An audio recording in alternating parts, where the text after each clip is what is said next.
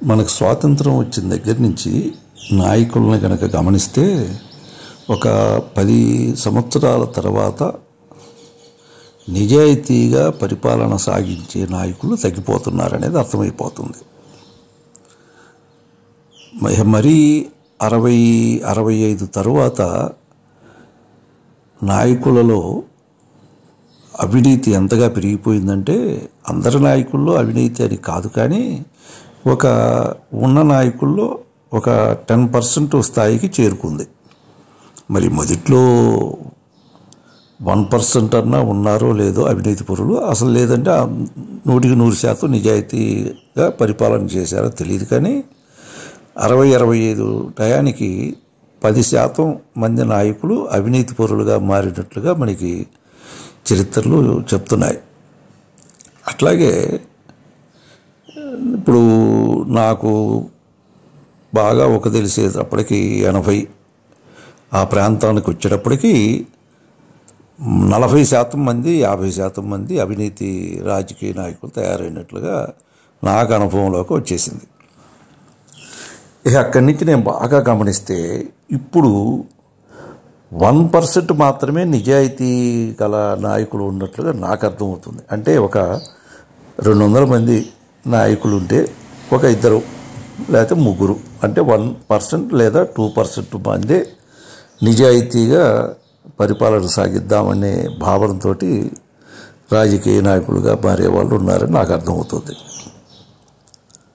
మరి ఇట్లా తయారవటానికి కారణం నిజంగానే నాయకుల్లో అవినీతి పెరుగుతుందా? మరి నాయకుల్లో అవినీతి పెరిగితే ప్రజలు గనక, అంటే ఓటర్లు గనక విజ్ఞతగా ఆలోచించగలిగి ఓటేసగలిగే వాళ్ళైతే గనక మరి అవినీతి పరుల్ని ఆపేయాలి కదా. మరి ప్రజాస్వామ్య రాజ్యమే కదా, రాజరిక పాలన కాదు, మిలిటరీ పరిపాలన కాదు, నియంత పరిపాలన ఉన్న రాజ్యము కాదు మంది. మరి ఇంత గొప్ప అవకాశం ఉన్న మన దేశంలో అవినీతికి అడ్డుకట్ట వేయలేకపోతే ప్రజలు, ఇలా ప్రజాస్వామ్యం లేని దేశాల్లో అసలు వీలు పడదు కదా. మరి ఇంత అవకాశం ఉన్న మన దేశంలో కూడా అవినీతి పరుల్ని అరకట్టలేకపోతున్నామంటే తప్పు మనదే, అదే ఓటర్లది, ప్రజలది. ఎందుకంటే ఓటు ఉన్నవాడిది ఒక్కడిదే కాదు, ఓటు లేని వాళ్ళ ప్రభావం కూడా ఈ ఓటర్ల మీద ఎంతో కొంత చూపిస్తూనే ఉంటుంది. అది ఎలాగంటే, మనం ప్రజల్లో ఎప్పుడైతే ధనం మీద వ్యామోహం పెరిగిందో, చుట్టూ ఉన్న సౌకర్యాలని మనం పొందాలి, ఆ ధనవంతుల్లాగానే మనం కూడా సౌకర్యవంతమైన జీవితాన్ని గడపాలి అనే ఆశ ఎప్పుడైతే మొదలైందో అప్పుడే మనకి ఏమైతే లేదు, ఈ చిన్న తప్పు చేస్తే ఏమైందంట, గుళ్ళోకి వెళ్ళి కొబ్బరికాయ కొడితే అయిపోయా, దేవుడు మొక్కుంటే మొక్కు తీరిస్తే పాపాలన్నీ పోతాయి. ఇలాంటి భావన ఆల్రెడీ మన సమాజంలో పురాణాల ద్వారా, ఇతిహాసాల ద్వారా నూరిపోసాం కనుక దేవుణ్ణి ఎంతగా నమ్ముతామో మన ఇండియాలో అంతగా పాపాలు పెరిగిపోతున్నాయి. మరి ఈ పురాణాలు, ఇతిహాసాలు, ఈ మూఢనమ్మకాలు ఇవన్నీ పెరగటం కాదంటావా?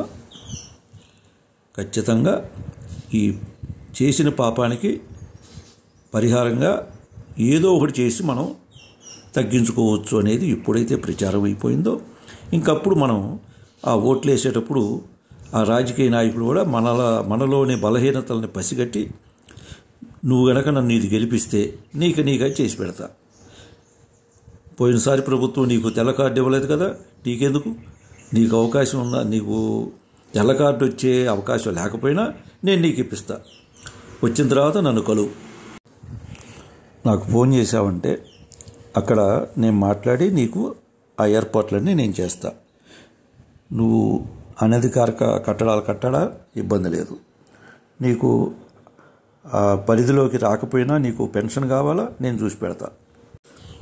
ఇది ఎలా తయారైందంటే, దొంగతనానికి వెళ్ళినప్పుడు కుక్క మొరుకుతుంటే ఆ కుక్కకి కనుక మాంసం ముక్కలో బిస్కెట్ ముక్కలో వేసేసి అవి తింటూ ఉన్న రందిలో దొంగ చక్కగా దొంగతనం చేసి ఇల్లు చక్కబెట్టుకొని వచ్చేస్తాడు, తన పని అయిపోతుంది.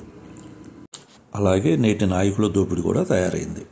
నాయకులుగా మారటం కాదది, మన ఓటర్లే నాయకులని అలా మారుస్తున్నాం.